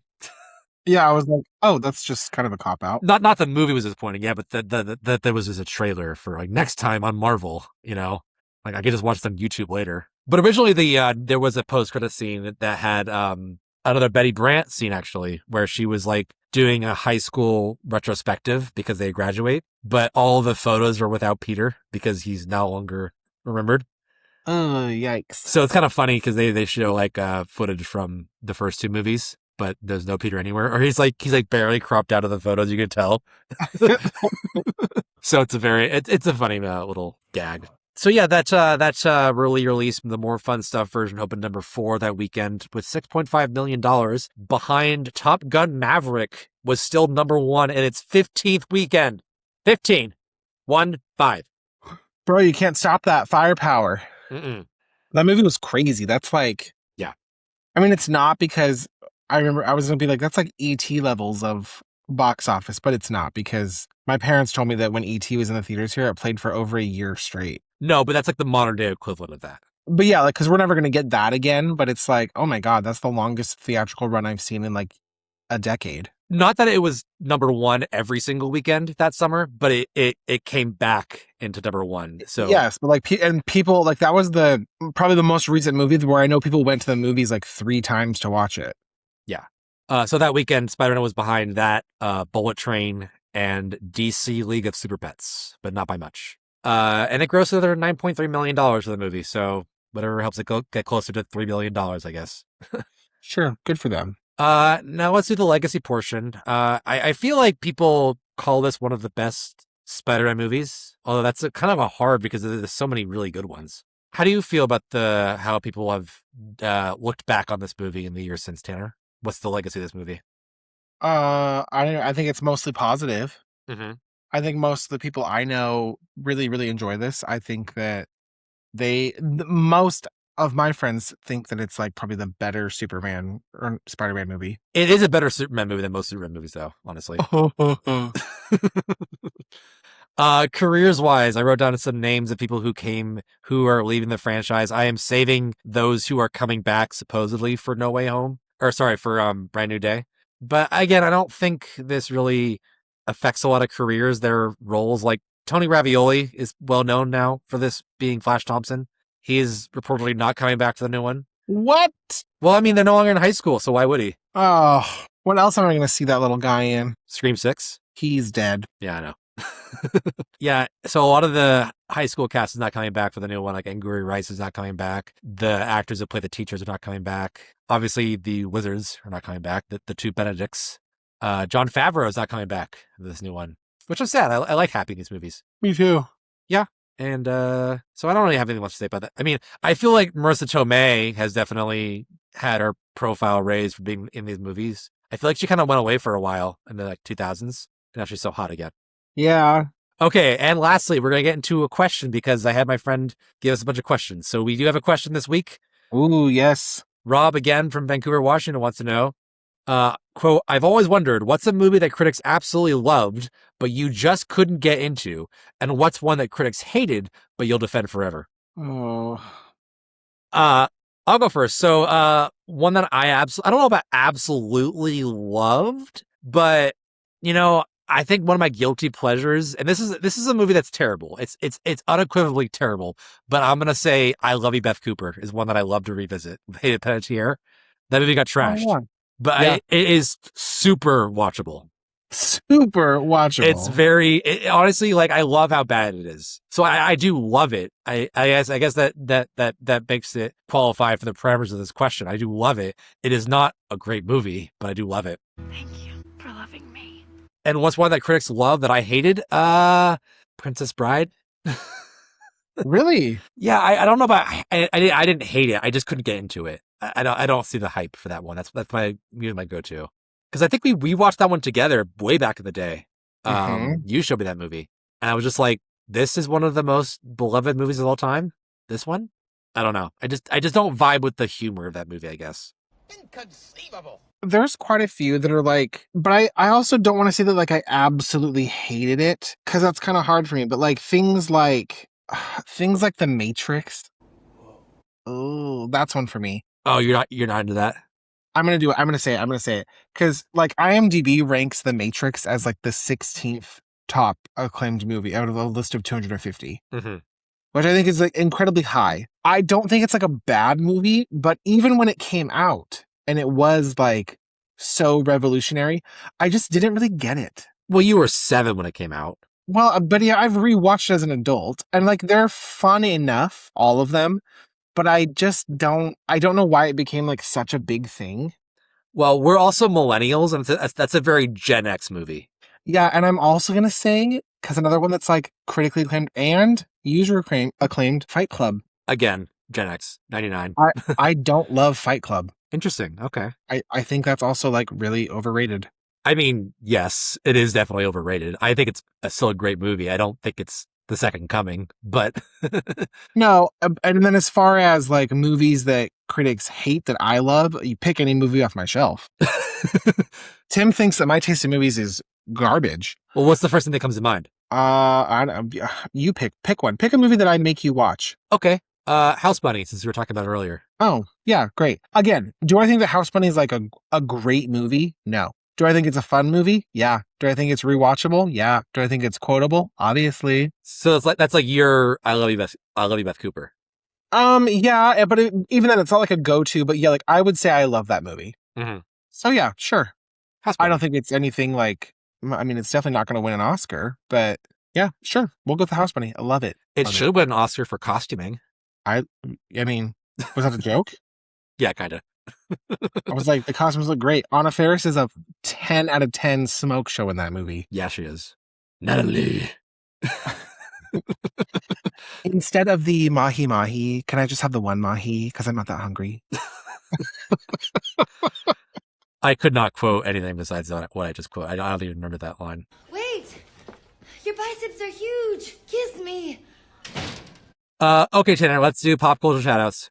Pop culture shoutouts. What do you got? I have not watched anything theatrically. Mm. I don't think. I do have some stuff in the pipeline for the next couple days. Mm-hmm. So I will say I started Netflix's Little House on the Prairie because that came out in July. I was very nervous. I love the original Little House on the Prairie. I will say that I've never watched all the original all the way through. I'm still doing that because I was late to the party. But like that's a show that my parents grew up on. And the new one, I was just a little worried. And I've only watched the first 4 episodes, but I like it. I think it's faithful. I've read the books. I read the books in elementary school. And it's definitely not it's not as like family friendly as like the original one is. It's a little grittier. Which I think it should be. It's a Wild West show. It's a gritty time period anyway. Mm-hmm. But it's good. And I think it's like a decently faithful adaptation so far from what I've seen. So I'm a little more pleasantly surprised than I thought I would be going into it. Oh, good. Is anybody notable in it? The only person I know in it is Luke Bracey. Luke Bracey. Who is not like that noticeable. He was in The Best of Me. Who did you play in that one? He was a young James Marsden, which doesn't make any sense. Oh. Okay. And he was in the remake of Point Break. Didn't see it. No, you don't need to. But I think he's good. Okay. I as someone who's never watched, I have no context for anything Little House on the Prairie, aside from like you throwing it on when I walk in the door of your house. Sometimes. Okay. Well, this week I saw The Odyssey in IMAX. And worth it? Yeah.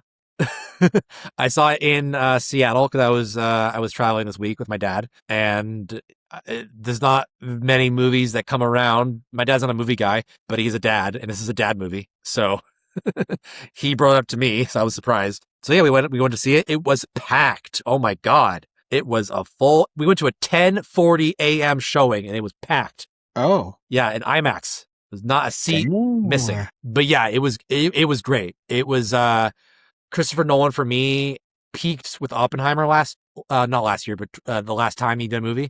And this very nearly got to that for me, quality-wise. Like this, I've been jonesing for an Odyssey movie since I was 15 and read the Odyssey in school. Mm-hmm. And I got into, like, that's when I first started getting into, like, Greek mythology stuff.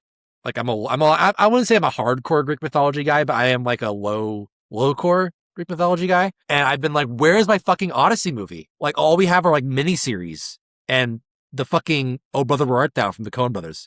Like, and I'm like, it's just like a hole I need to be filled. Like, we have fucking so many Clash of the Titans and fucking Troy and stuff, and I'm just like, give me the Odyssey. And so when I heard Christopher Nolan was doing it, I was like, holy fucking shit, my wet dream's coming true. And yeah, I came in the theater. My wet dream actually happened. You know, like, it was perfect. I loved it. It was so, like, perfectly cinematic. And it's a long movie, but, like, it needs to be because it's the fucking Odyssey.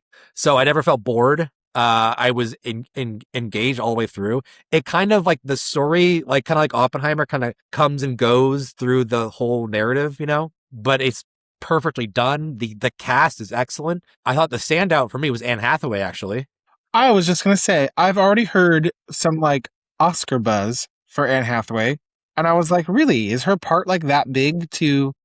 She would be supporting, but yes, I would say if I could give anybody an Oscar nomination for this movie, and honestly, the only one I think would deserve it, I don't think anybody else really stands out besides her. I feel like her scenes with Tom Holland are very like, for your consideration.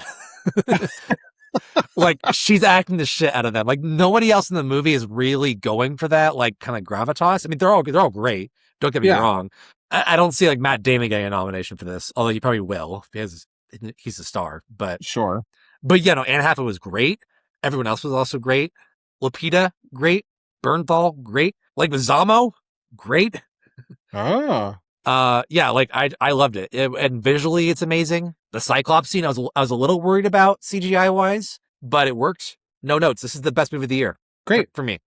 I'm supposed to go watch it like tomorrow. So okay, well I look forward to hearing what you have to say about it. Yeah. Yeah, this one edged out Project Hail Mary for the top of my list this year. So number 1 for Tim. Great. Bringing vengeance. Bringing it all. Thank you guys so much for listening. This is going to be the end of the episode. Stay tuned next week. We are finishing up our Spider-Man talk with Brand New Day as it comes out, which I'm very excited for. Me too, except that, you guys, I am kind of sad that we're losing like the home title card. Yeah, but thematically, it's the end of an era. So I know. It's like, it's the new start, so it makes sense. But I was like, oh, okay. We're getting the Day trilogy next. Spider-Man, next one's be like Really Bad Day. Daybreak. Spider-Man Day Coming. No, that doesn't work. Spider-Man Day to Night. Night and Day. Spider-Man Days In, because he's poor and can only afford to stay at Days In. He doesn't have that Tony Stark money anymore. I didn't include in my guide for this one, but there was a lot of like fake, before they revealed the No Way Home subtitle, they were like, Spider-Man, phone home. Like, Home Wrecker was a fake title. Oh. So I hope they do some funny ones for... Spider-Man, Home Slice. Home Slice. It's a pizza movie. But yeah. Anyway, I'm looking forward to that one, especially because I like the reset button on this Spider-Man. I'm looking forward to seeing him be like less tied to Tony and stuff, or other Spider-Mans, so look out for that next weekend. Thank you guys so much for listening. If you want to get in contact with us, ask us a question. We have an email address, questions@backtothe.franchise.com. Sorry, I'm losing my voice. We are on socials. I'm at Letterboxd at TGMacman. I'm on the gram, Tanwell10. And guys, if you can, please rate and review us. It really helps the podcast grow. I mean, obviously you're still listening to us, so you must like us, so you must want good things for us. So give us 5 stars and share us and shit. But that's going to do it. Thank you guys so much for listening. Until next time. Bye.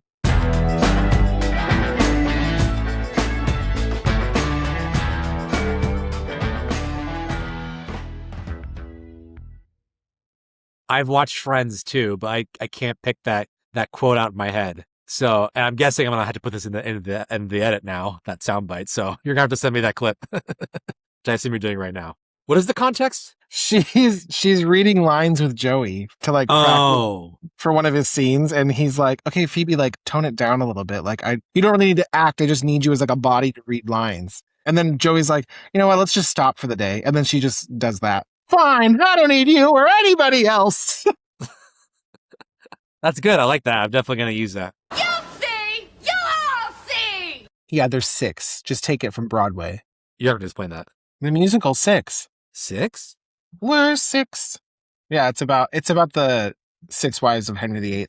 Oh, is that new? I mean, it's like a few years old, but they're like, it's like a reimagining of the 6 wives, had they like gotten their kind of stories how they wanted them. And so they do it. They're like a pop star, like girl group, kind of. Oh. Tim, I can't believe you've never heard of this.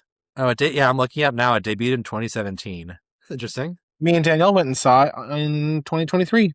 No, I mean, The Wives of Henry VIII is one of my favorite, like, historical, like, what the fucks. Yeah. Yes. Just crazy, but interesting. So I'd be interested in watching that. We're 6. Whoa, whoa, we're 6. I know. I wish Wong was in more, He's in so much. Are you kidding me? but I still wish he was in more. He's in She-Hulk. Which, sorry, for as horrible as She-Hulk is, Wong and Madison's part in that show is the only funny part. Wongers. I do love Wong, yes, and I want him to be in everything. First it was fun, and then it was spooky, and then it was fun, and then it was scary, but in a fun way. My name is Madison with an I and a Y, but not where you think. I'm a defender of that show. I think that show was what it was trying to be, and people's expectations got weird. But yeah, I was fine with that show up until the Megan Thee Stallion dance part. Then I was like, okay, I'm done. Yeah, I could lose that too. But because I'm like, you really just added this in here for like 14-year-olds. But but yeah, no, I love Wong. If Wong dies, we riot. Honestly, at this point, yeah, he's unkillable, and I will find you. Whoever writes his death. Wongers.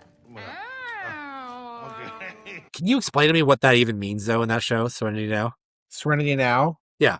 It's when George's dad, he has to go to like therapy. And that's like what they teach him for like anger management. Like when he's like stressed out, they're like, Serenity Now, Serenity Now, Serenity Now. So he's supposed to like say it 3 times. Mm-hmm. That's Jerry Stiller, right? Yeah. Okay. It was the, yeah. Hang on, let me make sure I'm right. Okay. I've also been curious to watch that show too, as like, one of the... Oh, okay, no. Okay, Team Griffin, cut this out because I was wrong. All right, but now I remember. Okay. Because it ends up... Okay, so... Because, like, Jerry usually has a new girlfriend, like, every episode. Yeah. Or not every episode, but, like, he doesn't have, like, long-term girlfriends in the show. Because it's... His whole plot line is kind of him, like, dating. Mm-hmm. So he dates this girl, Patty, and she's like, Jerry never gets angry at anything. Like, he never shows it. So she is all worried that he doesn't express his emotions enough and that he's, like, bottled everything up. She, like, pokes at him all the time about, like, expressing his emotions, and then he, like, blows up. And then he, like, can't stop being angry about everything. So then Patty breaks up with him. Mm-hmm. And then they end up, like, going to, like... I think George goes with him to... I don't remember. George, like, goes with him to, like, anger management. But then Jerry Stiller, I think I can't do this. I'm messing it too much. That's okay. It's not like Friends where you have like no, but then like Jerry Stiller it plays like Jerry Seinfeld's dad in the show, and so he like goes to therapy, and then he starts talking about it all the time, and then his dad ends up going to like the class, but the class is like Serenity Now. So then he like says it all the time, but then his dad starts saying it. So like the clip is famous for Jerry Stiller like yelling it. Mm-hmm. Yeah, I could definitely hear the soundbite in my head, and I'm sure, listener, I've already included the soundbite in this edit as well, of him screaming that. It's kind of like one of those pop culture, yeah, one of those touchstones of the show. Basically, one of the most iconic lines. Next to what's the one that he says like "Festivus for the rest of us"? Yes, even though I don't understand that one either, and don't explain that one because that's I may not even include your explanation for this one. Serenity now! Serenity now! I am curious where you rewatched that since we're bringing it up. Because I remember that movie being not very original, but I remember Anna Faris is like really good in that. Anna Faris is phenomenal in that movie. So I'm curious to rewatch that. Also, early Emma Stone. Yeah. Alexander Hamilton. I'm not a Hamilton fan. Oh, you're not?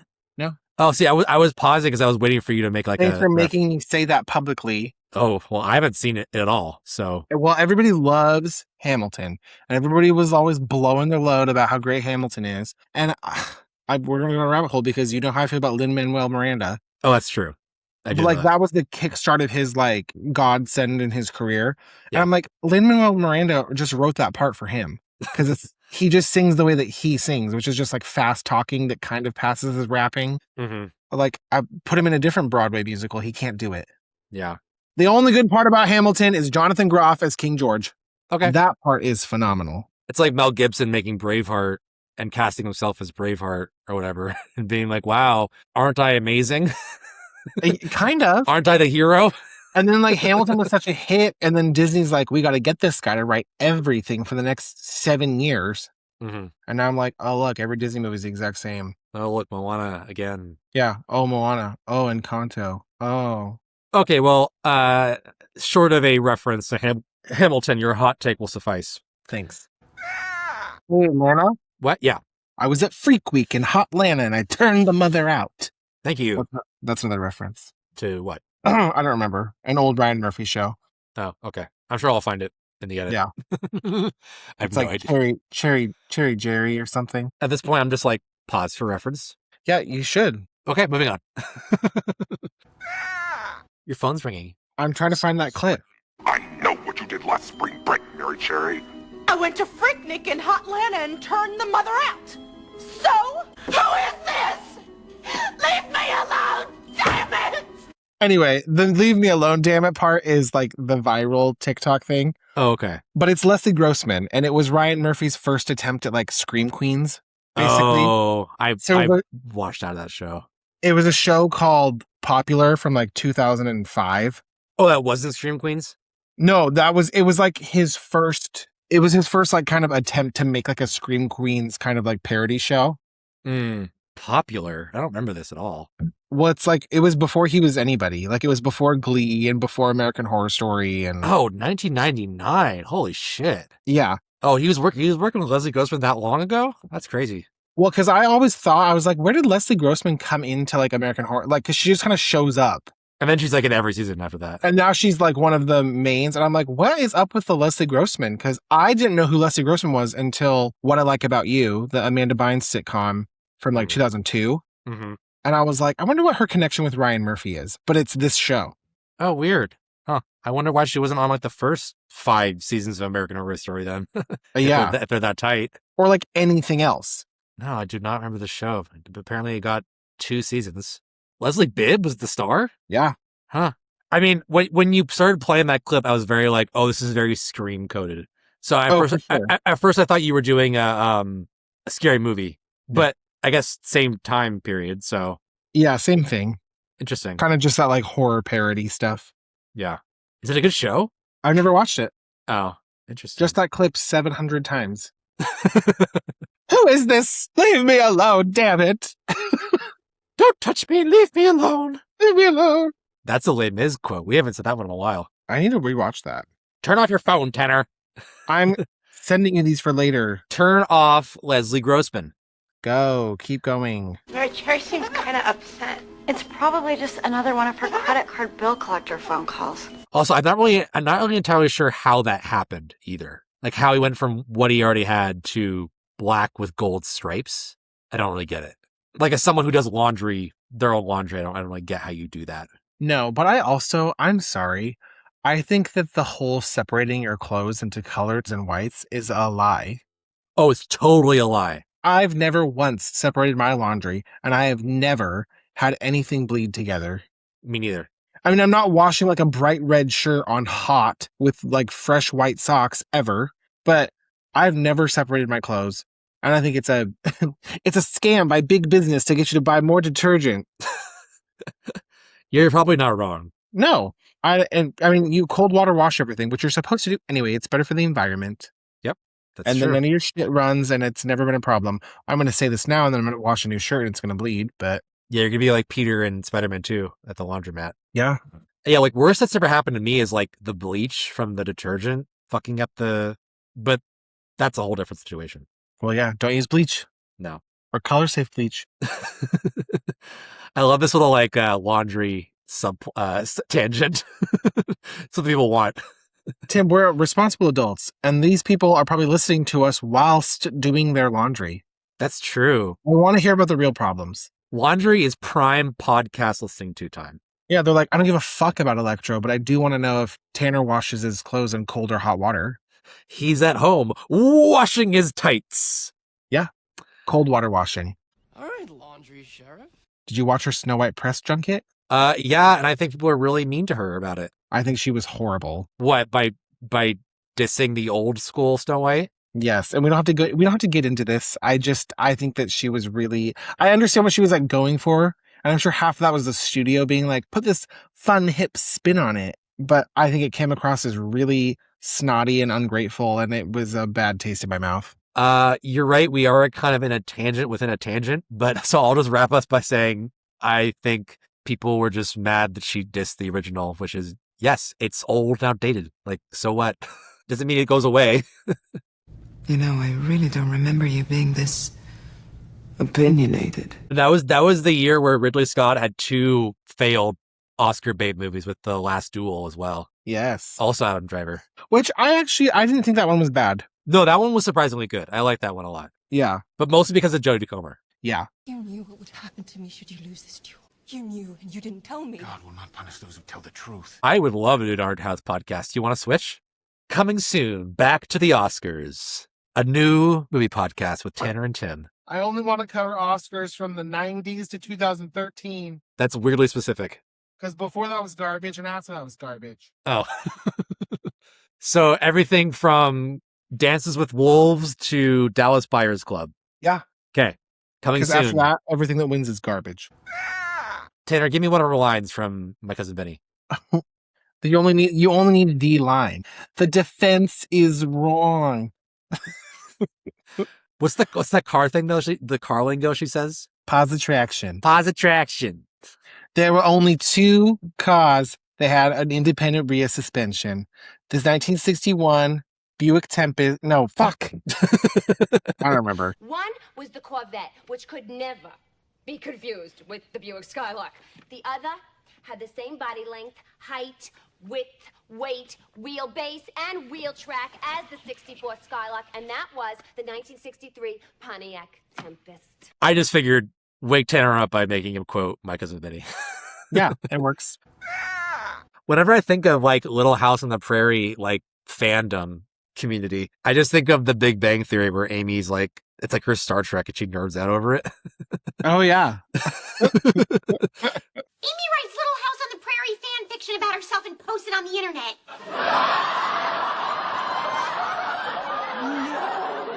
Why? What did I do? She's like, let's do Little House on the Prairie cosplay. I have never made fun of you though. I know that's kind of like a joke on that show is like, that's a weird thing to be like into, but whatever. Yeah, I like it.